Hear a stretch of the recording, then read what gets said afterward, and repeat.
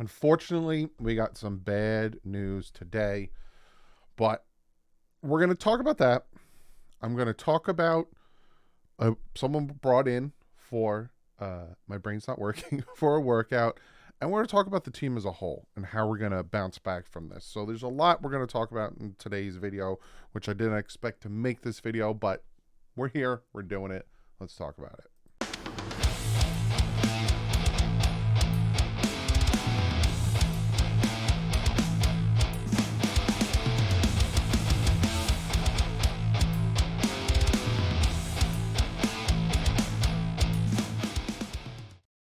What is up, Finn fans? So you can tell by the title, we got some bad news from Connor Williams.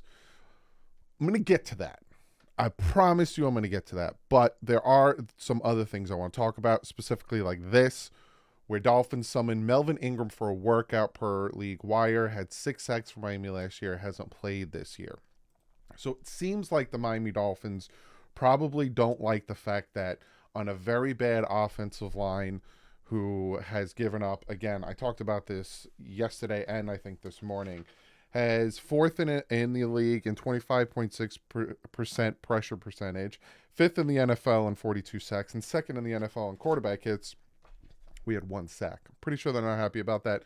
So they're working out Melvin Ingram. I already could tell people are going to be like, why are we working on Melvin Ingram? We need a center. I will get to that. But unfortunately, this happened as well. McDaniel says Tyreek is day-to-day, and Connor Williams is out for the season with a torn ACL. Now, him having a torn ACL does not bode well for him re-signing with the Miami Dolphins. It's going to take a hot minute for him to get back. So he'll probably won't sign with the Dolphins in free agency, and when he's fully healed, he'll either re-sign with the Dolphins if we need him, or he'll test the market and sign somewhere else. It's bad luck for him, and it's also bad luck for the Miami Dolphins. Obviously, we need him at center, but also it sucks for him because he's not going to really be able to get any of that money that he deserves because he was the number 1 center in the NFL this year until getting hurt. So that being said, now we go into the realm of, okay, what do we do now? So we're going to talk about what happens now and what can the Dolphins do to bounce back from that atrocious loss last night. Later tonight, I will do the reaction to episode 4, I think we're on, of Hard Knocks, and then tomorrow's the film breakdown. So I got so much content for you guys, and like I said, we have a short week. So free agent centers available. Joe Shad put out Chase Rule, Rodney Hudson, Ben Jones, Justin Britt, Kyle Fuller. You think corner? No, it's a center. James Fuentes, Matt Skura. That name sounds familiar. Maybe we'll look him up. Nick Martin, Josh Andrews, Sam Mustipher, and Jake Hansen. McDaniel notes Lester Cotton has taken some practice reps at center. I don't give a crap about Lester Cotton taking practice reps at center. The Miami Dolphins need to realize right now that with Connor Williams being done for the year with a torn ACL, they need to realize right now we have to go out and get a center. 100% we have. Now, I understand they're bringing in Melvin Ingram for a workout. That doesn't mean they're not also probably, hopefully, contacting one of these free agent centers to bring them in. But the Dolphins cannot, and I repeat, cannot sit back and say, we'll be fine with Liam Eichenberg at center. We'll be fine taking Lester Cotton and putting him at center. If you want to win the next 3 games, which are going to be against very good defenses in the Jets, the Cowboys, and the Ravens, you need to get a legit center. And there are 2 names on that list that very interest me, and I forgot about Matt Skura. We will look at him as well. So first we're going to look at one of the guys that I want, and that is Ben Jones. You look at Ben Jones last year. Now, he played center, position center. You look, this was him last year. He hasn't played yet this year, and it's not bad. His pass blocking, he had 1 bad game against Indy. Other than that, it's not bad. And when you look at his career, his run blocking is good, his offensive grade is good, and his pass blocking is good. Now, he had a rough start in the beginning of his career and kind of at the end of his career, but it wasn't bad. It's not bad at all, especially in 2021 when he got most of the starts. His run blocking was really good and up there. Ben Jones is one that I'm like, Miami, you got to go out and get him. 6'3", 308 pounds. Yes, he's 34, going to be 35, but he's a legit center. You got to go out and get a legit center. And then Rodney Hudson is another name. Like the past 2 years hasn't been great, but look at this pass blocking. It was, 4 years ago, but still, pass blocking's elite up there. Struggled the past 2 years, but you got to go out and get yourself a legit center. You cannot sit back here and be like, oh, I'm going to look up Matt Skura while I'm talking. Oh, we're going to... Who played for the Dolphins? Not good. Never mind. I don't want any part of Matt Skura. None at all. Because he's just not good. To me, it's Ben Jones. You need to go out and get Ben Jones. It's a good PFF grade. Is it great? Is it elite? No. But is it hot garbage? Is it Liam Eichenberg? No. And he's a center. He's a legit center. Look at the left side, the right side of the offensive line's grade yesterday. Liam Eichenberg, 55.3. Robert Jones, 40. Austin Jackson, 36.6 in pass blocking. People wonder why Tua was under distress constantly through the game. Now, the left side did fine. Kendall Lamb, 73. Lester Cotton, fine. That's the left side. And if you notice when I showed you the stats, and I'll show you more stats because a lot of people were wondering why did we do so well running the ball, but we did so bad pass blocking. It's a very good question, and I will show you why that is. Now, if you look here, Raheem Mostert, all of his runs came big portion, 7 attempts for 40 yards outside, 7 attempts for 32 yards in between the left and right, the left tackle and left guard, who did well. When it came to running up the middle or to the right side, it was hot garbage. Same thing with Devon Achane. To the outsides was good. Barely ran it up the middle. So yes, our run game was doing well, but that's when we were running it outside and couldn't run it up the middle. We need to go out and get a legit center. Now, I understand we're Melvin Ingram's coming in for a workout. I'm not overstressing it. I'm not like, oh my God, why are they focusing on one thing or another? Because they're probably able to multitask. You got to get Ben Jones.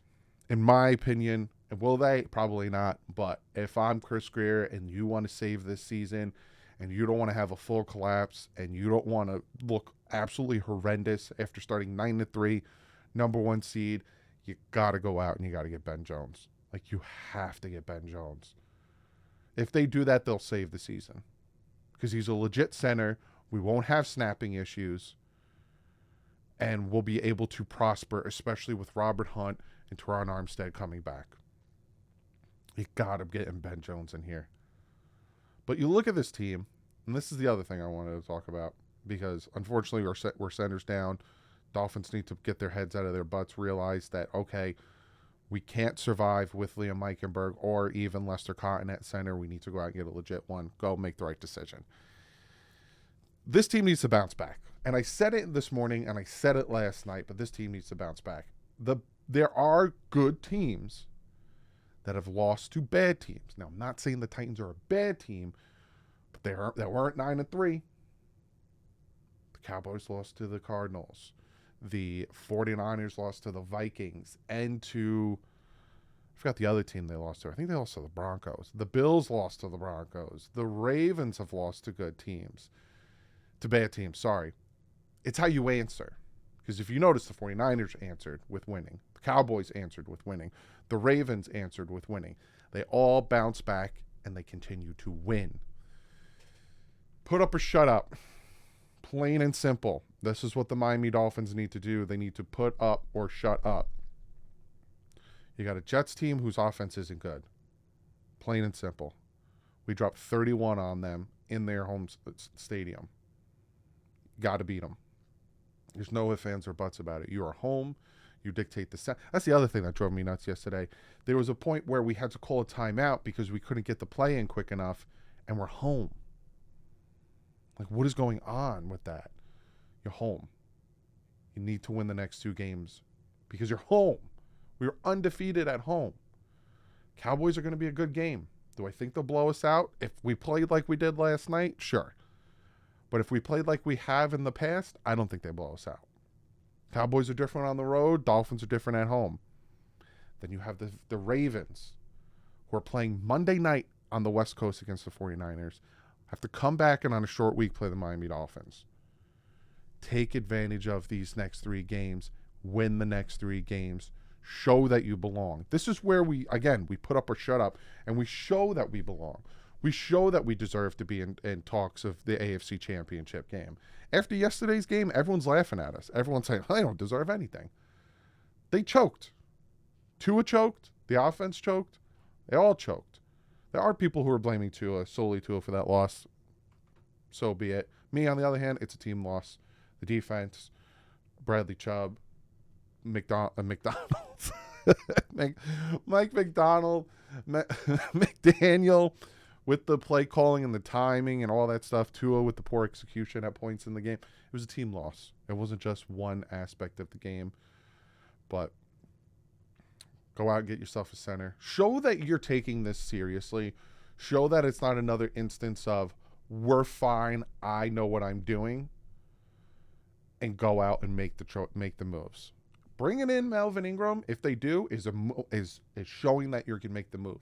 Is showing that we didn't get enough pressure on an inferior offensive line, and we're going to bring in a veteran to help. Plain and simple. Do the same on the other side. Bring in Ben Jones. Make the moves, make the change. They bring in Ben Jones, I feel 100% better. I think we beat the Jets. I think we give the Cowboys a fight, and I think we can win that game. Then it's on to the Ravens game. We still own control of our own destiny.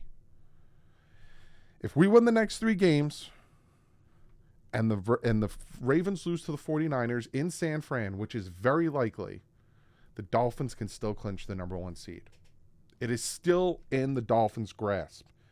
It's about breaking that narrative, and it's about not having a December collapse. Do I feel confident? No, not at all. After yesterday, I don't feel confident. But I'm always 100% welcome to being surprised. Change the narrative, McDonald's. Talked about it all last episode, 8-3, 8-3. Well, you came out and you showed it against the Washington Commanders, and you fumbled the bag against the Titans. Address the needs, make the changes, win the games. If not, it's going to be bad. It's going to be real bad. But that's what I got for you guys.